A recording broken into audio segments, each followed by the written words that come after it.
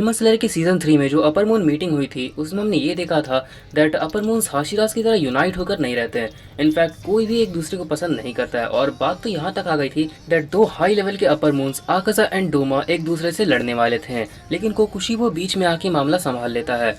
लेकिन क्या होता अगर कोकुशिबो बीच में आता ही नहीं और आकाजा एंड डोमा सच में एक दूसरे से एक ब्लड बैटल में लड़ने लगते हैं? क्या उस समय upper moon 3 Akaza upper moon 2 Doma को हरा के उसकी पोजीशन छीन लेता या फिर डोमा आकाजा को हरा के अपनी पोजीशन रिटेन कर लेता? अगर तुम्हारे मन में ये सब सवाल आए हैं उस सीन को देखकर तो वीडियो में अंत तक बने रहना। आज मैं तुम्हें इसका आंसर देने वाला हूँ। इस वीडियो में मैं तुम्हें काफी डिटेल में ये बताने वाला हूँ कि आकाजा एंड डोमा अगर उस समय एक दूसरे से एक ब्लड बैटल में लड़ने लगते हैं तो उसका नतीजा क्या होता, क्या उस फाइट में कोई जीतता भी या फिर वो फाइट टाई हो जाती। इसके लिए हम सबसे पहले आकाजा एंड डोमा दोनों की पावर्स एंड एबिलिटीज पर नजर डालेंगे और उसके बाद काफी डिटेल में एनालिसिस करेंगे कि इन दोनों की लड़ाई में कौन जीतेगा।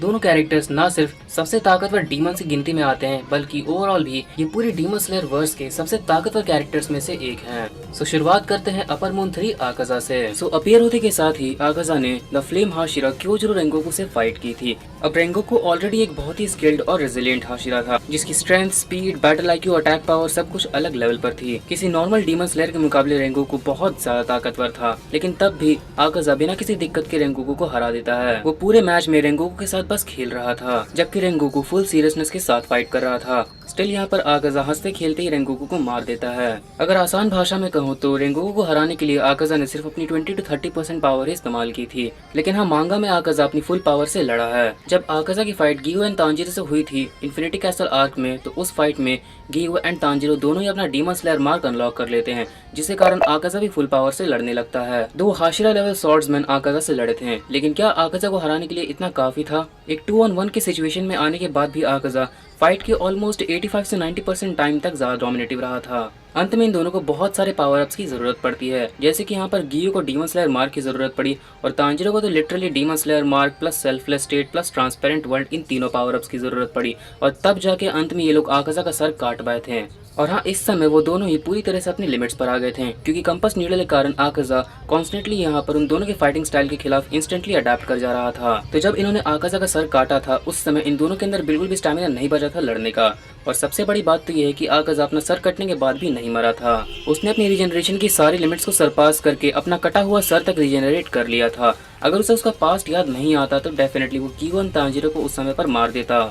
हाँ, अंत में दो हाशिरा लेवल स्वॉर्ड्समैन इतने सारे पावर अप्स मिलने के बाद भी आकाजा को अंत में नहीं मार पाए थे। इन दी एंड आकाजा ने सुसाइड कर लिया था। और अब अगर हम बात करें इसकी ओवरऑल एबिलिटीज की तो अपर मून 3 आकाजा के पास काफी हाई लेवल के पावर्स भी हैं, जैसे कि immense regeneration, immense speed and reflexes, immense strength, immense durability, unlimited stamina and endurance, extra sensory perception और इसका blood demon art. Over the course of series Akaza has proven to be one of the most formidable opponent for demon slayers.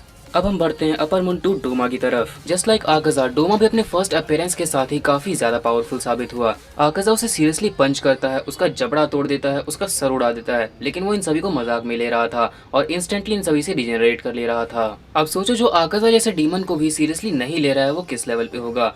आगे चल के यहाँ पर जब infinity castle arc में डोमा की फाइट शिनोबू से होती है, डोमा काफी आसानी से कुछ अटैक्स के अंदर ही शिनोबू को मार देता है। बट हाँ, respect for Shinobu Kocho because despite being the weakest Hashira वो डोमा को एक काफी टफ फाइट दे पाती है उसके लेवल के हिसाब से। और हाँ, लेटर ऑन शिनोबू ने जो डोमा का हाल किया था वो तो हम सब जानते ही हैं। अब शिनोबू को मारने के बाद डोमा की फाइट होती है इनोस्के एंड कानाओ से। इनोस्के एंड कानाओ दोनों ही अपने बेस्ट एफर्ट्स के साथ भी डोमा को बिल्कुल ही मैच नहीं कर पा रहे थे, वो भी तब जब डोमा उन दोनों को बिल्कुल भी सीरियसली नहीं ले रहा था। इनफैक्ट उसने तो अपने 6 क्लोन्स बना दिए थे और अंत में कह देता है कि मैं सारा काम तुम सब पर छोड़ता हूँ। वो इतना कॉन्फिडेंट था कि अपने क्लोन्स को छोड़कर वहाँ से चला गया। कानाओ एंड इनोस्के को हराने के लिए डोमा का वहाँ मौजूद होना भी जरूरी नहीं था। लेकिन हाँ, डोमा जब वहाँ से जाने लगता है तब उसे रियलाइज होता है कि शिनोबू को एब्जॉर्ब करके उसने कितनी बड़ी गलती कर दी है, बिकॉज शिनोबू अपने आप में ही एक सेल्फ डिस्ट्रक्टिव टाइम बॉम्ब थी जिसे डोमा ने एब्जॉर्ब कर लिया था। क्योंकि शिनोबू को एब्जॉर्ब करने के कारण डोमा की बॉडी में 37 किलोग्राम विस्टीरिया पॉइजन फैल गया था। ये इतना घातक था कि डोमा की हड्डियां तक गलने लगी थी। और उस समय यहाँ पर कानाओ एंड इनोस्के इस मौके का फायदा उठाने के लिए आ जाते हैं। जब डोमा बहुत कमजोर रहता है तब वो उसका सर काटने की कोशिश करते हैं,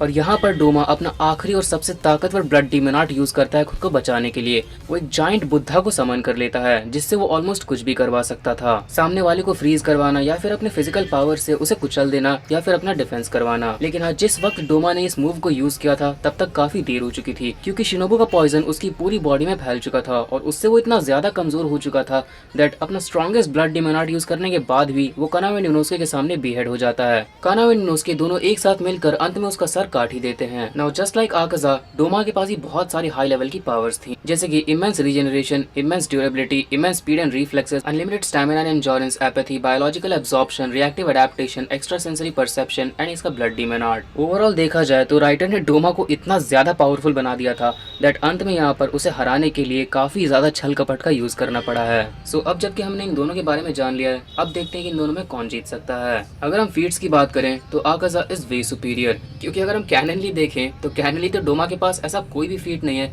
कि मैं उसे इवन यहाँ पर जोहागुतिन के भी ऊपर रखूं, एज जोहागुतिन ने भी अंत में ऑलमोस्ट मार्क्ड मीत्सुरी को मार दिया था and marked Mitsuri is still more powerful than Shinobu और कानाओ एंड इनोस्के। अब मैं जानता हूँ कि अगर डोमा यहाँ पर सीरियसली लड़ता तो वो शिनोबु, कानाओ एंड इनोस्के तीनों को अकेला ही एक साथ हरा सकता था। हराना क्या, वो तो इन तीनों को लिटरली कच्चा चबा जाता, लेकिन ऐसा हुआ नहीं। और यहाँ पर हम बात कर रहे हैं फीट्स की, तो अगर सिर्फ फीट्स को देखें कि कैननली यहाँ पर डोमा के पास कौन कौन से फीट्स हैं, तो आकाजा क्लियरली यहाँ पर ज्यादा ताकतवर साबित होता है। लेकिन हाँ, फीट्स काफी चीजों पर डिपेंड करती है, जैसे कि सिचुएशन क्या थी बैटल की, बैटल में तुम्हारे सामने कौन सा अपोनेंट था एटसेट्रा। अपर मून्स की रैंकिंग बेसिकली ब्लड बैटल्स पर डिपेंड करती है, मतलब कि दोनों की आमने सामने की लड़ाई। अब अगर हम इन दोनों के बैटल एट्रीब्यूट्स को सही से एनालाइज करें तो यहाँ पर आकाजा डोमा से strength, reflexes, battle IQ, durability, regeneration and experience इन सभी में आगे है। Strength no need to explain, as Doma के पास कोई भी स्ट्रेंथ का फीट है नहीं।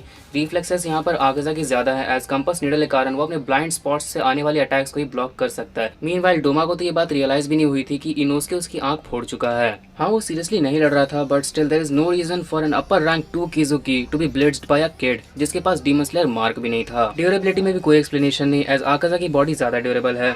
रीजनरेशन में भी हम सब जानते हैं दैट आकाजा अपना हेड तक रीजनरेट कर पाया था, जबकि डोमा की रीजनरेशन इस लेवल पर नहीं गई थी। और जहाँ तक बात रही एक्सपीरियंस की, इट्स ऑब्वियस, एज आकाजा यहाँ पर डोमा से पहले डीमन बना है।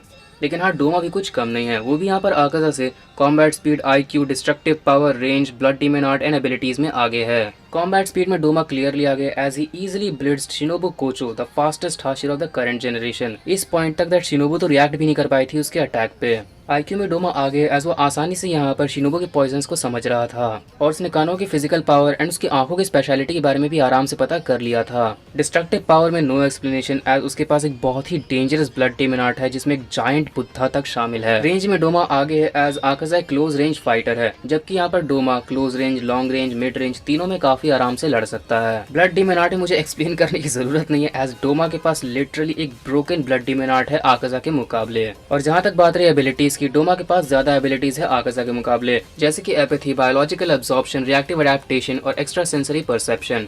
और जहाँ तक बात रही स्टैमिना एंड एंड्योरेंस की, दोनों इसमें इक्वल हैं for obvious reasons, as they both are demons. अब देखा जाए तो ये फाइट ओवरऑल स्टैट्स के हिसाब से दोनों कैरेक्टर्स के लिए काफी टफ लग सकती है, लेकिन असल में ऐसा है नहीं, because Doma is actually the weakness of Akaza. क्योंकि जैसा कि हम जानते हैं आकाजा की सबसे बड़ी ताकत है उसका कंपास नीडल, जिसके जरिए वो अपोनेंट के फाइटिंग स्टाइल के खिलाफ कम्प्लीटली अडेप्ट कर जाता है उसकी फाइटिंग स्पिरिट के कारण। क्योंकि अपोनेंट की फाइटिंग स्पिरिट, उसकी विल पावर जितनी ज्यादा होगी, कंपास नीडल की पावर उतनी ही इंक्रीज हो जाएगी, जिसके कारण आकाजा अपने ब्लाइंड स्पॉट से आने वाले अटैक को भी रोक पाएगा और अपने अपोनेंट्स के वाइटल स्पॉट्स पर अटैक कर पाएगा। और यहीं पर एक ट्विस्ट आता है। अगर तुम्हें याद हो तो मैंने डोमा की एबिलिटीज में एपैथी नाम की एबिलिटी को मेंशन किया था, जिसका मतलब है कि डोमा कंप्लीटली इमोशनलेस है, वो ह्यूमन इमोशंस को फील कर ही नहीं सकता है, उसके अंदर विल पावर है ही नहीं। सो यहाँ पर आकाजा का सबसे ताकतवर हथियार कंपास नीडल फेल हो जाएगा।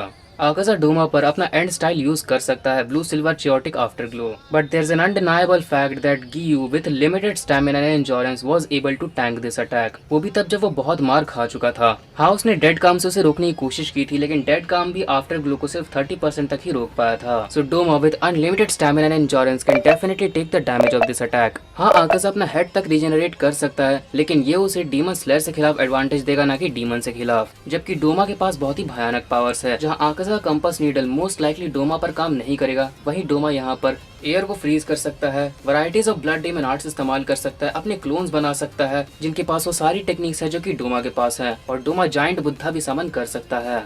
एंड हाँ, considering the fact that Doma के क्लोन्स के पास उसकी सारी पावर्स हैं, तो हाँ ये भी पॉसिबल हो सकता है कि वो सारे क्लोन्स ही बुद्धा समन कर ले। और डोमा ने मांगा में अपने 6 क्लोन्स बनाए थे, मतलब आकाजा को ऐसी सिचुएशन फेस करनी पड़ सकती है जहाँ पर उसे अकेले 7 जाइंट बुद्धा का सामना करना पड़ेगा। सो हाँ, कंसिडरिंग ऑल दीज फिट्स, एक ब्लड बैटल में यहाँ पर डोमा आकाजा को हरा सकता है at mid to high difficulty at best. इससे ज्यादा आकाजा यहाँ पर डोमा को मैच नहीं कर सकेगा एक ब्लड बैटल में। बट हाँ एनीवेज, ये बस मेरा ओपिनियन है। तुम अपना ओपिनियन कमेंट्स में बताओ कि तुम्हारे हिसाब से अगर आकाजा एंड डोमा में लड़ाई होती है तो उन दोनों की लड़ाई में कौन जीतेगा। इस वीडियो के रिजल्ट से प्लीज ऑफेंड मत होना, ये बस मेरा एक पर्सनल ओपिनियन था, कोई ऑफिशियल कंपैरिजन नहीं। तो चलो फिर आज के लिए बस इतना ही। अगर तुम्हें वीडियो पसंद आया हो तो प्लीज लाइक कर देना, एंड चैनल पर पहली बार आए हो तो प्लीज सब्सक्राइब भी कर लेना ऐसे अमेजिंग एनिमे कंटेंट्स देखने के लिए। एंड सब्सक्राइब करके नोटिफिकेशन बेल को जरूर ऑन कर देना ताकि तुम मेरे चैनल की लेटेस्ट वीडियो से नोटिफाइड रहो। And finally, thanks for watching.